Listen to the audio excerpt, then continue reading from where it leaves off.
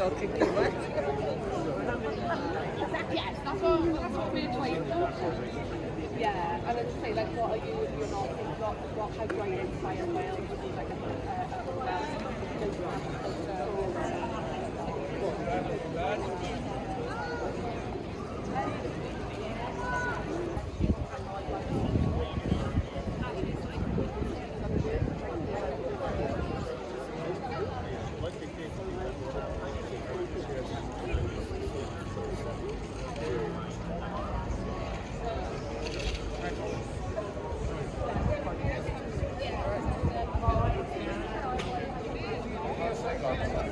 There we are. Cheers.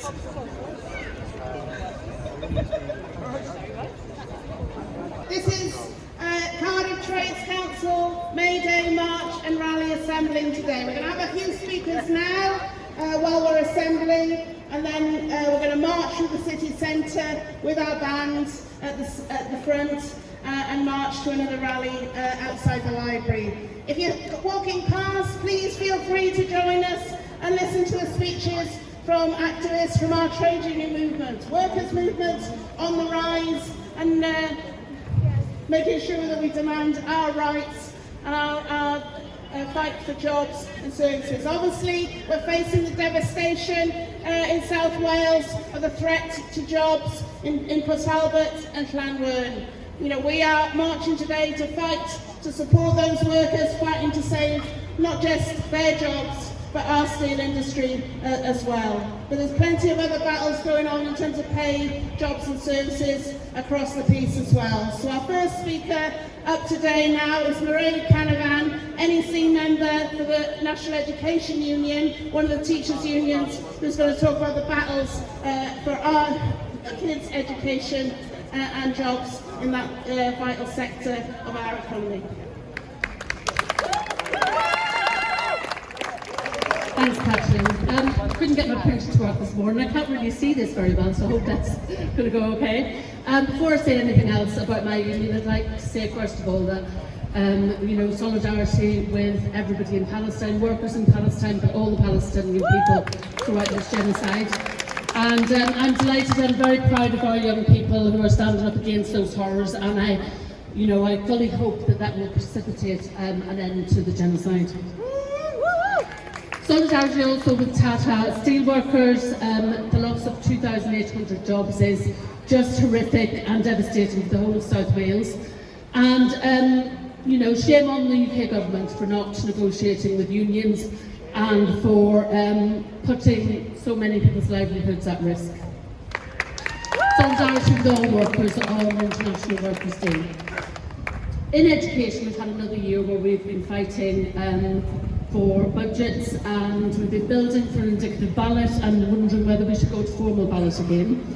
We closed an indicative ballot recently where we passed the threshold of 50%, but we took that figure to conference recently and had a discussion and decided that we wouldn't go straight to formal ballot, but we would wait until we got the pay offer from the IWPRB, and then we would do a quick survey of members to find out whether they wanted to go to formal ballot after that.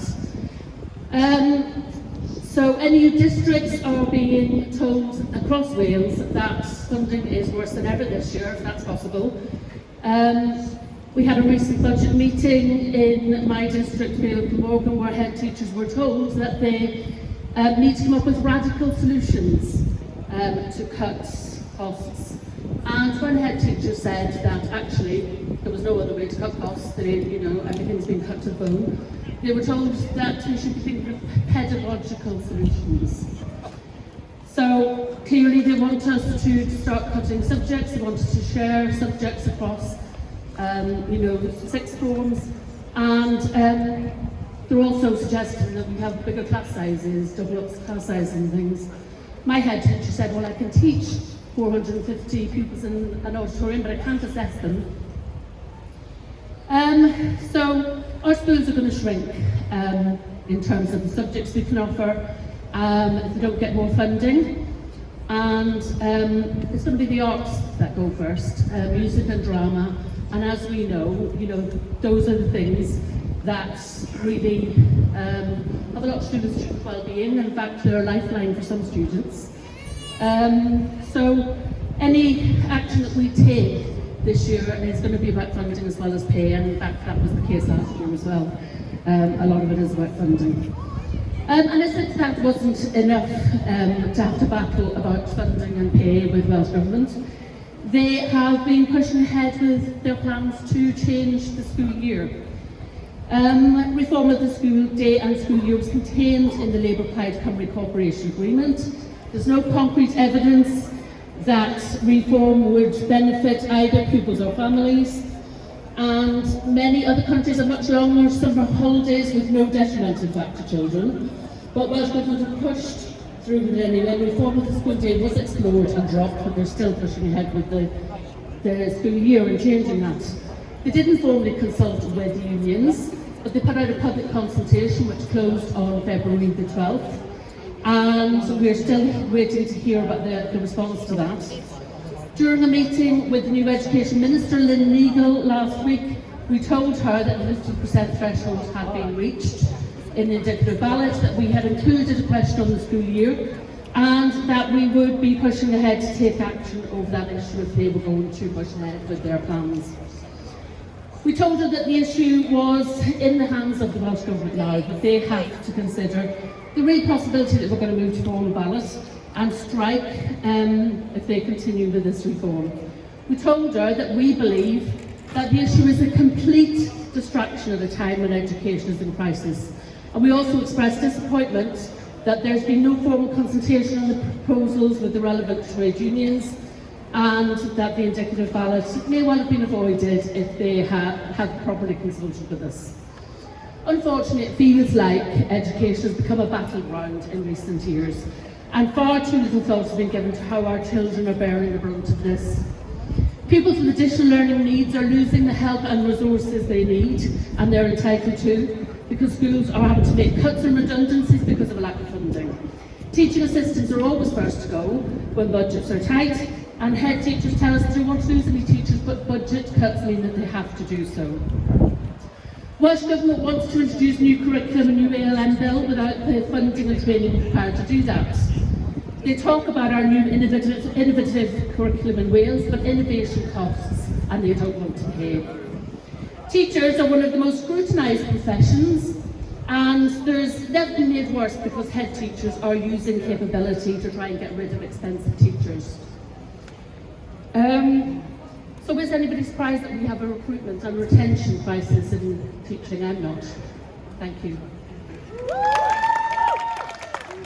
Thanks, Marie. I'm just going to add a few points as well. I've been here on a May Day rally a few times talking about the same issue, which is supply teaching in Wales. It's an absolute scandal that 81.6% of our supply teachers are employed by agencies. Last year, 101 million was given to agencies as the agencies of school spend. Will include other things besides supply teachers, but that is the bulk of it. And it's absolutely appalling that they have poorer paying conditions than the other percentage, that other small percentage that are paid directly by our county councils. Years ago, when I did some supply teaching when my children were young, we were all paid directly by the county council, and we could all be in teachers' pension scheme, and that's simply not the case now. Welsh Government and Plaid Cymru actually believe that the sector should not be run for profit. As I said, agencies give no access to teachers' pension scheme, no pay progression. I know of people who have been in long-term contracts just renewed every year, paid by the agency for 3 or 4 years, and they haven't got the same sick pay, they haven't got the same maternity pay. It's all really poor.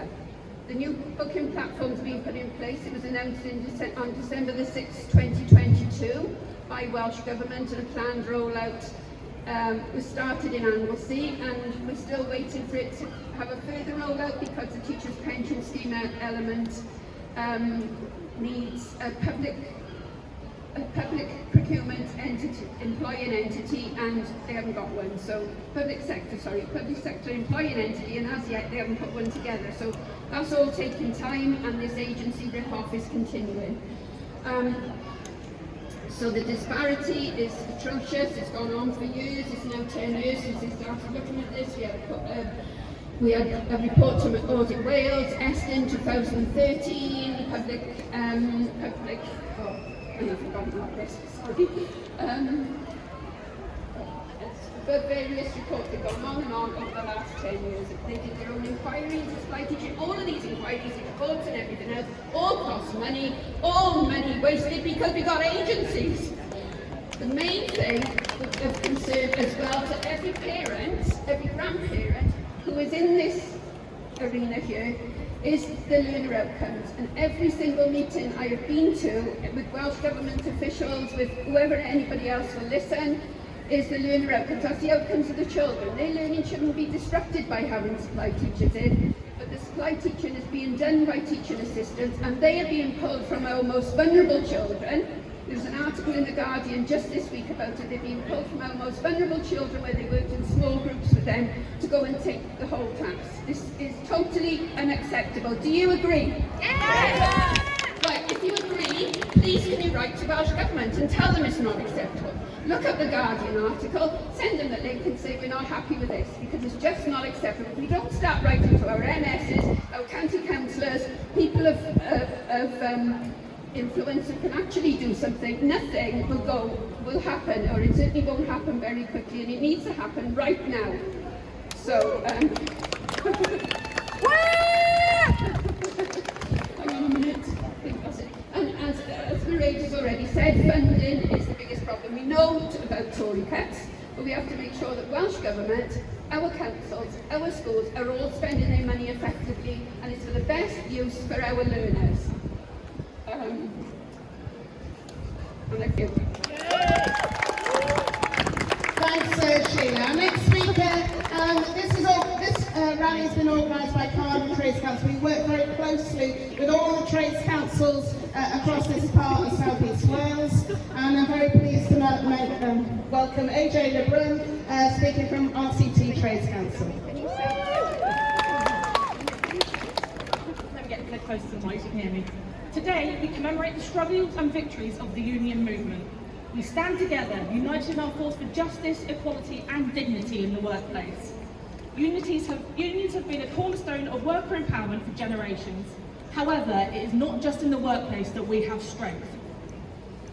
Unions and trade union councils have been the driving force of support for our communities. The Tories are demonising the sick, the disabled, the poor, and we need to continue to fight back.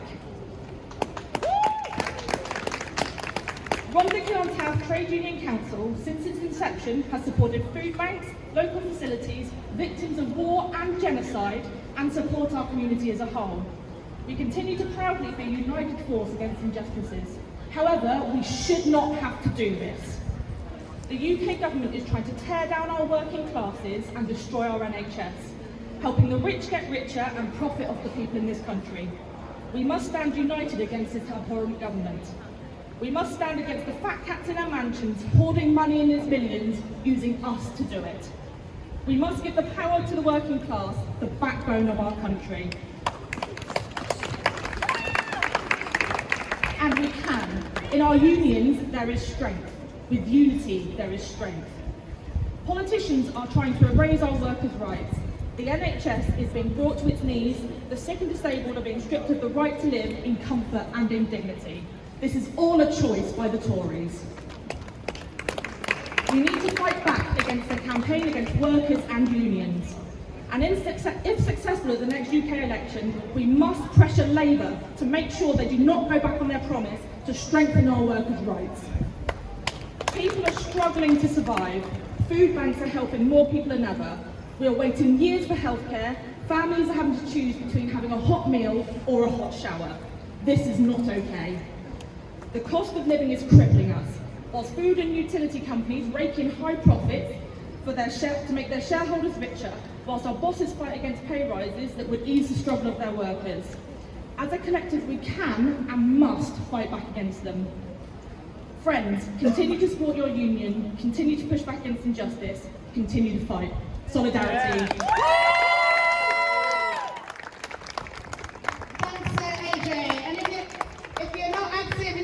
Trades Council, get in touch with any of us carrying the Trades Council banners, where the arm and the TNC on the ground and in our communities. But I'm also very pleased to welcome the President of the Wales TNC, constituency, the body that unites all the unions in Wales. So Sean Gale, very much welcome our rally today.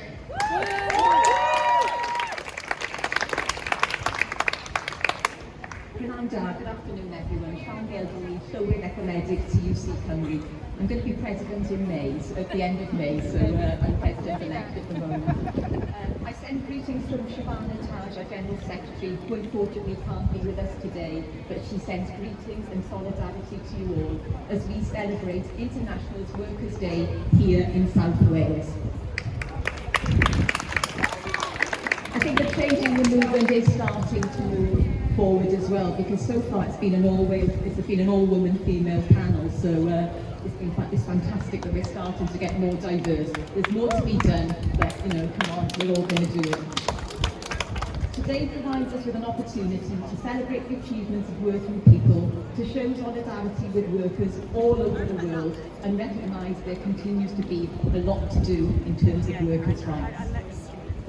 14 years of Tory austerity and incompetence has left too many working people without the dignity of being able to house themselves and their family, to heat their homes or to eat properly. Chronic lack of investment in public services, as we've already heard, means that our NHS is on its knees and many councils are in danger of collapse. This is the stark reality of 21st century broken Britain.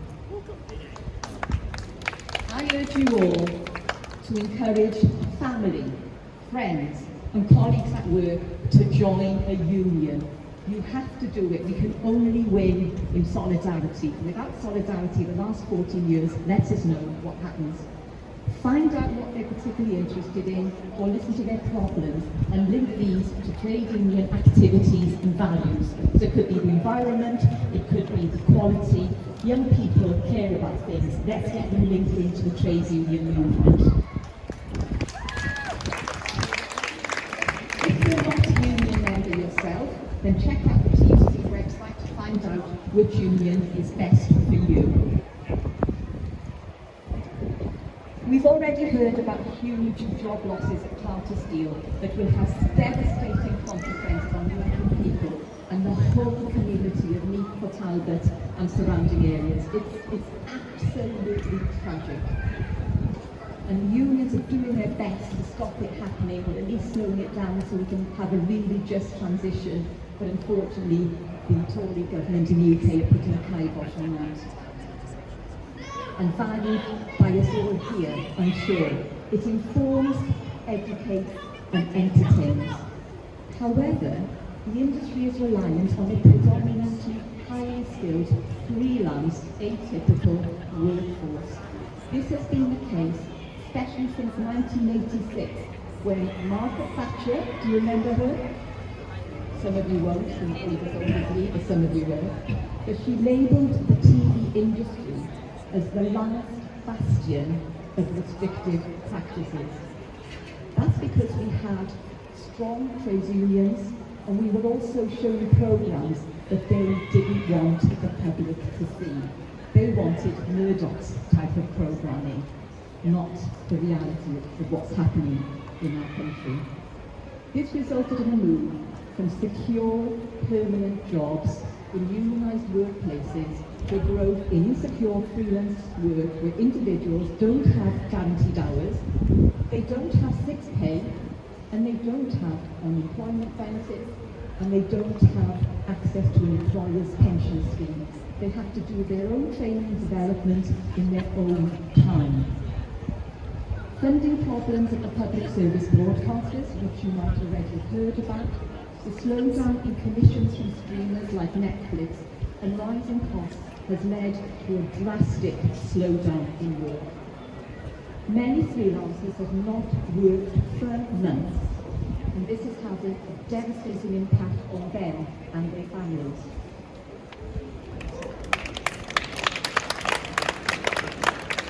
The statistics are harrowing in the report that I mentioned. 64% of respondents in Wales said they were out of work. A third of the workforce, skilled workforce, are thinking of leaving the industry, especially those from underrepresented groups. 85% are concerned about their financial security. 69% struggling with their mental well-being, and 22% had taken out unsecured debts or loans. Those working in the creative industries are not alone in having precarious work, known as remote workers. And then this solidarity workers don't miss out. There are examples of good practice in Europe. I mean, we don't always just look at the problems as union, we look at the solutions, and we will find the solutions. We just need government to listen. But in Europe, there's a progressive flexicurity model in Denmark, and there's a basic income scheme in Ireland. All need to be explored. It's just not good enough for people to not get into these industries. Finally, is an opportunity to reflect and celebrate the history of the labour movement and what has been fought for, but also a stark reminders of the immense issues, new and old, that still needs to be addressed. Like my former comrade said, many in depth my men, in unity, their strength, solidarity. Thanks, Sian, President-elect of the Wales TC. Sorry about that, it's a minor detail. And we've got a few more speakers from a variety of sectors where workers have been standing up and fighting. One of the new sectors that we're seeing some victories in terms of workers taking on big bosses is the hospitality sector. We saw the battle of the Glee Club. We've seen battles over tips and actually how absolutely disgracefully some of these employers that charge us a fortune for their drinks and food and so on, but actually treat the workers really badly. So I'm very pleased to welcome John Williams from Unite Hospitality. Thanks, Catherine. So I'm a bar worker in Cardiff and also an activist in Unite Hospitality as well, which is the newest and most fastest growing combine in Unite the Union. And I also give political solidarity to this march from the Socialist Party as well. And it's brilliant to see so many campaigners here today from a wide range of industries and struggles that are taking place, all fighting for radical change for the working class and the poor of this world. And they're all being screwed over by this rotten profit system of capitalism that desperately needs to go. Now, hospitality is an industry, as I'm sure we all know, which is dominated by students and young people. And unfortunately, the majority of young people today aren't to the trade union due to decades of union busting and, to be honest, some trade union leaders not being up to the job, although hopefully that's changing.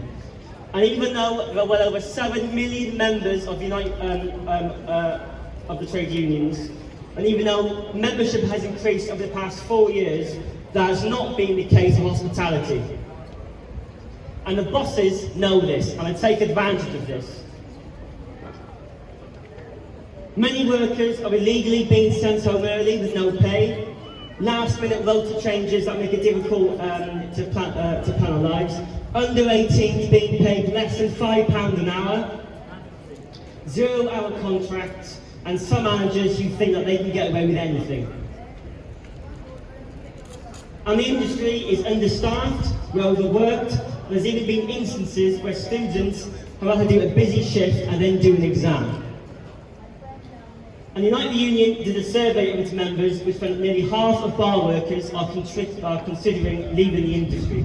74% because of hours, 60% because of unsociable hours, 58% because of low pay, and shockingly, over 95% of bar workers face sexual harassment, discrimination, and bullying of various kinds as well. But it's not all doom and gloom. Just like the strike wave that we saw in the past 2 years, these workers are beginning to fight back and they are not going to take it anymore. Miller and Carter, for example, are fighting back over a new tipping system that's basically wage theft. Workers at Brewdog are taking a fight to the employer over scrapping of the living wage. And Unite the Union are leading the campaign against Premier Inn, who wants to close more than 200 hotels. And there was a historic action at the 13th Note Cafe in Glasgow, where they want compensation over job losses and the workers now want to take over the closed venue. But the bosses and the politicians will never stop finding a way to exploit us. The new law that was due to come into place in July, that would mean workers could keep all of the tips, has now been kicked down the road until at least October. And to be frank, we've seen no support for any of these campaigns from the Labour Party leadership. And we desperately need a socialist society. We're calling for the need of at least a £15 an hour living wage. We want full control of our voters. And we need a socialist workers' Green New Deal. And the answer is not to let private enterprise run our lives and destroy the planet. It's bar workers that know how to run the industry, not the millionaires who get rich over our hard work.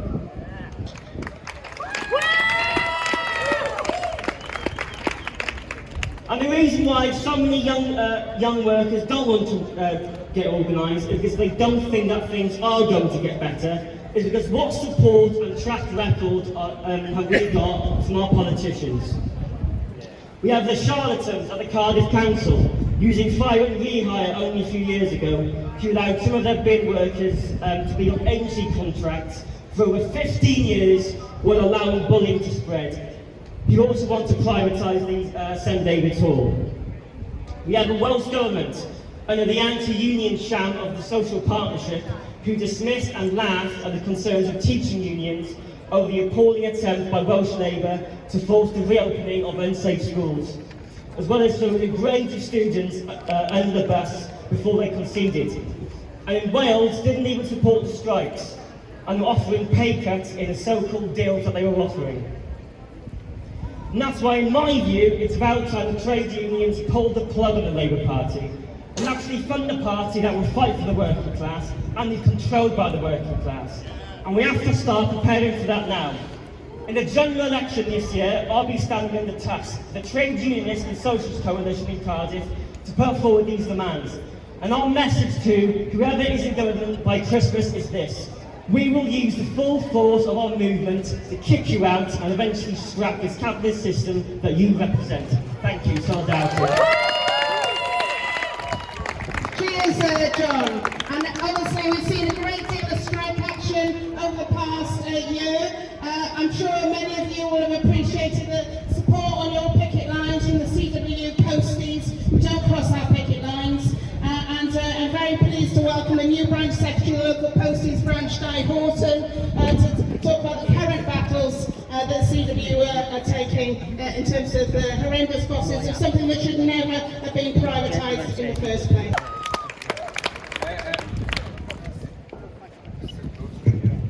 I'd like to offer my solidarity with the steel workers for Talbot and the people of Palestine. It's a myth there's a war going on in Palestine. There is no war, it's just a slaughter. It's not a big speech, I just thrown up the words so I can read them. As you're probably aware, us postal workers were involved in a bitter dispute with the Royal Mail last year. And despite the brave fight we put in, including 18 days of strike action, we've still ended up with our terms and conditions reduced and thousands of letters left undelivered. But the truth of the matter is, once a public service is sold, and let's be honest, practically given away to the vultures of the private equity companies so they can feast on every asset we once owned, the writing was always on the wall. Every time it's proposed to give away another part of public services to the private sector, the same case is given. So there can be more investment. So innovation can be brought in. So there will be more customer focus. So we can create a share-owning democracy. I'll try and translate that bullshit into English for you. More investment. Translation, asset stripping. Innovation. Translation, wage slashing and the destruction of the hard-earned terms and conditions of the workers that built these great public institutions. a share-owning democracy. Translation: giving away what our parents and grandparents fought for, our transport network, large part of our housing stock, Royal Mail, gas, oil, electricity, telecommunications, steel. The reality, owning bugger all.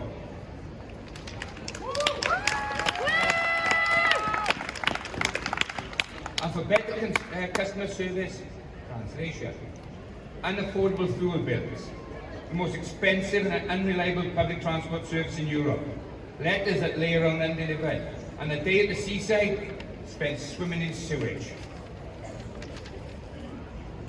And now both parties are using the same arguments for the introduction of more privatisation into the NHS. I mean, just because every other privatisation has been a disaster, that doesn't mean this one will be. Like Albert Einstein put it, the definition of madness is to keep doing the same thing over and over again and expect a different outcome. But in reality, they want the same outcome.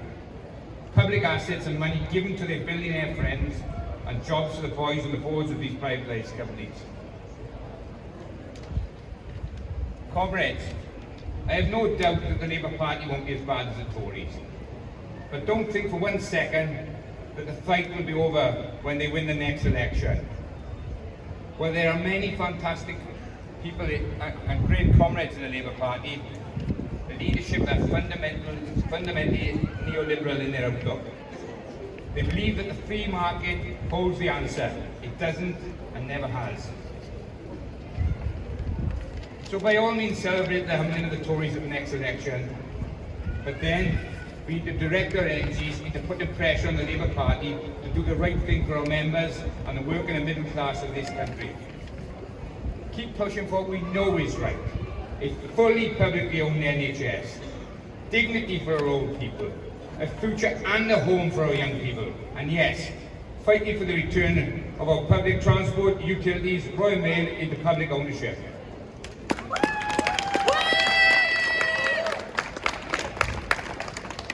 There is no final victory, just a constant struggle. And the struggle mustn't end when the votes are counted. Let no one get the wrong idea. We are, and always will be, up for the fight. We're going nowhere. So comrades, send this message out loud and clear. Rinamarohi. Thanks, Guy. And our next speaker, I give a very warm welcome to Ian Williams, one of the United Steelworkers, speaking to our rally today. Save our steel! Friends, first let me thank you for giving me the opportunity to speak here today at this event about our fight. As many of you will know, we are in the fight of our lives to save our industry, communities and way of life. But too long, successive governments and multinational businesses have presided over the demise of this once great British steel industry, a powerhouse of British industrial might, integral to our manufacturing industry. But it need not be this way. Tata Steel, a multinational business, awash with money, shown up by a despicable Tory government on its last legs, is choosing profits over our industry, lives and futures. For too long, we have seen cut after cut after cut from a company rolling in money, intent on feeding their shareholders at the cost of our jobs. They have planned to destroy our industry for the benefit of the Indian and Dutch plants. Through years of systematic underinvestment, dodgy deals and mismanagement, we find ourselves in the position we are today. The final chapter in Tata's plan to destroy our great industry. But we are fighting for a just transition, a future that grows our industry, a future that creates jobs, protects our communities and creates new opportunities for our children. Many of you will have heard Tata say that we must do this to save our industry, that we are losing money, that we must go green. I say lies, lies, lies. We,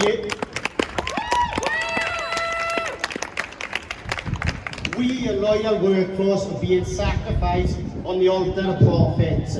Our members know that we must go green, but not at the cost of needless job losses. There is a fairer, better way. As for saving our industry, Tata, you have and continue to destroy our industry through your calculated mismanagement, lack of investment and corporate greed. Tata, you say we are not profitable, but you lie once again. We could be profitable if you stop your shady backyard dealings, exporting profits from Wales at the cost of our jobs and communities, whilst giving bonus after bonus to management and shareholder.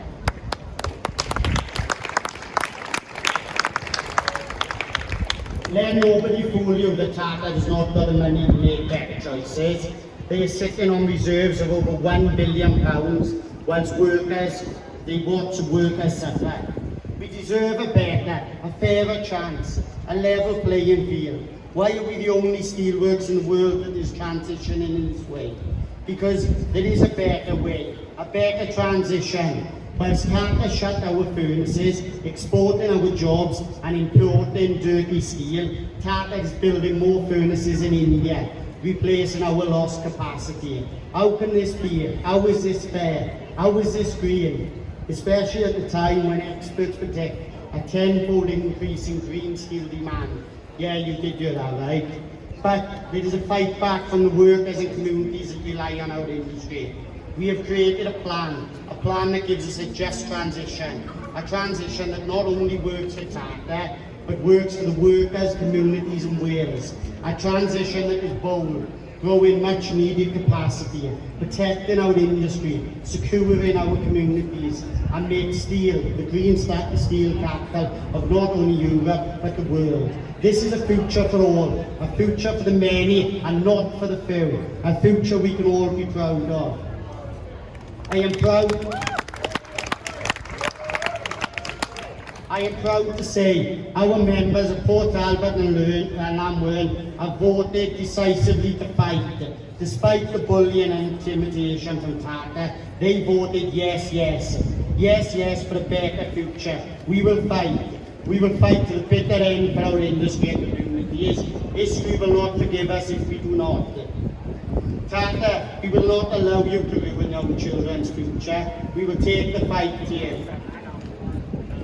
Tata, you proudly say you live by your values, that your people make a difference. Well, show us and work with us and create that better future, a future for all. Your workforce is given everything, including their pensions. Now is the time for you to repay that loyalty. So my message to this Tory government clinging to power, go, your time is up. We want a government that has a vision, that will invest in our industry, that will fund green steel and a better future. Tata, to you I say, this deal is not something to be celebrated. You're not saving jobs. We don't want your redundancy packages. We don't want your training packages. We want a future for all. Tata, if you don't want to be part of the future, then go, because we will fight. We will show the world what you really are, liars and thieves. So to you standing here today and the communities of Wales, I thank you. Thank you for your support. Please stand by us, by our side. Stand with us on the picket lines and demonstrations. Let's fight for a better future.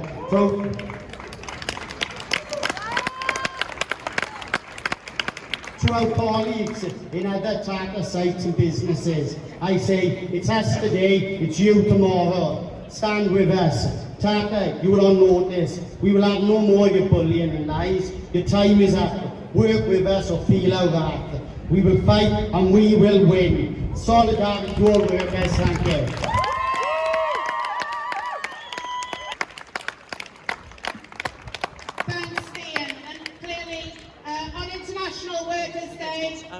We fight tooth and nail for every section of workers around the planet, and that includes those in Gaza. We stand firmly in solidarity with everyone in Gaza, and we will do everything we can to oppose the onslaught of the Israeli state on those people.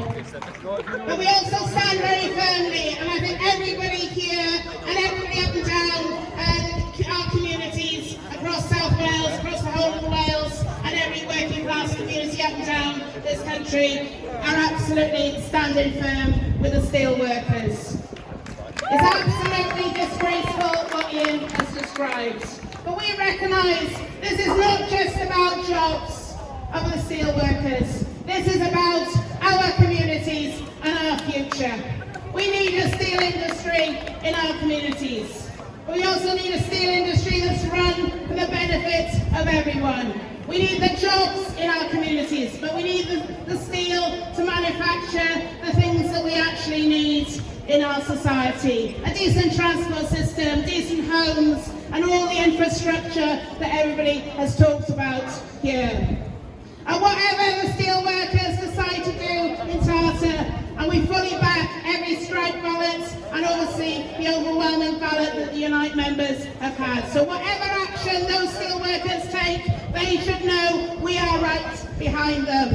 And everybody in South Wales is right behind them. Our movement is strong. And we cannot let a multinational corporation make the decision of what happens in our communities. We need jobs in our communities. We need a decent future in our communities. As people have said, we remember what Thatcher has done to South Wales and the whole of the UK. We will not stand by while another industry is slashed in our communities, another set of jobs. We're still picking up the pieces, and as a worker representing members in the Department for Work and Pensions, we do not want any more work in our offices, quite frankly. We do not want steel workers coming through the doors of the job centre. We actually want them to be manufacturing steel. And if that means taking it back into public ownership, that is what needs to be done. Guy mentioned about Royal Mail. We've had we deal with a privatised transport system. All of these things need to be taken back into public ownership. They are our industries, our services, our jobs, and they're what we need for a decent society. And politicians listening should recognise our movement will not stand back while jobs are slashed in our communities. We will stand together. We've stood together over the past number of years. We've seen the strike action increase over the past number of years, and our movement is on the rise. And on this International Workers' Day March and Rally, we will remind everybody of that. We are the 99%. We are strong. And we remember the spirit of 1945. We want better than that. We need to tackle the poverty, the climate crisis that we see in society. We need to fight for a decent future, for the services and everything we need in society. And when our banner is very proud to say Unite for Socialism, that's what we need. We need to actually take ownership of everything we need in society. No money for the fat cats that have already absolutely ripped us off. No money for those people that aren't interested in our future and our communities. Tata aren't interested in steel, they're interested in profit.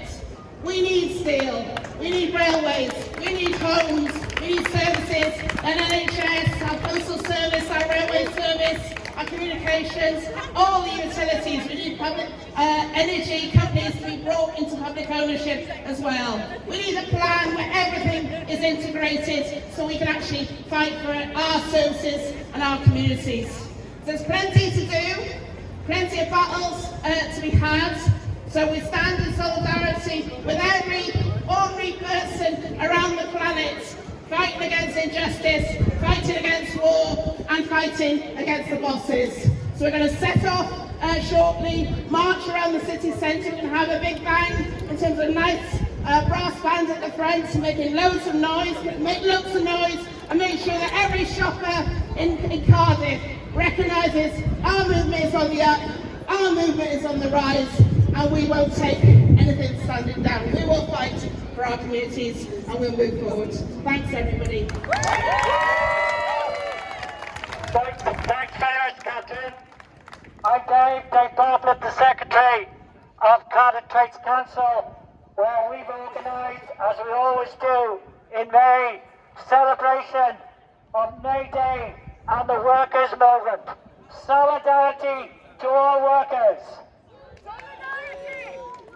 Solidarity to all young people.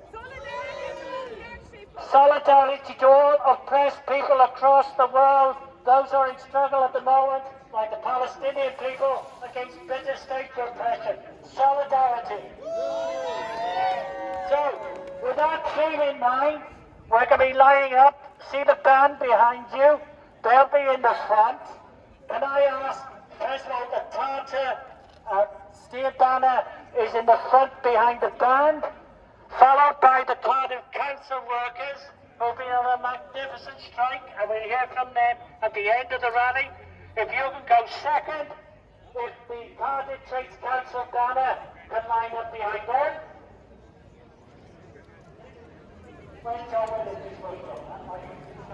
If our trade union banners can then line up behind the Cardiff Trades Council banner, all of them as well. I noticed there's some on the floor. Everybody grab a flag, grab a banner, holding the volunteers, and everybody march to town. We're celebrating Friday history. But gorgeous moments. The band in the front will certainly let us know we're here. Everybody, have a good march. The band's in the front, all the other bands behind it. We need to learn how to What year were you in now in school?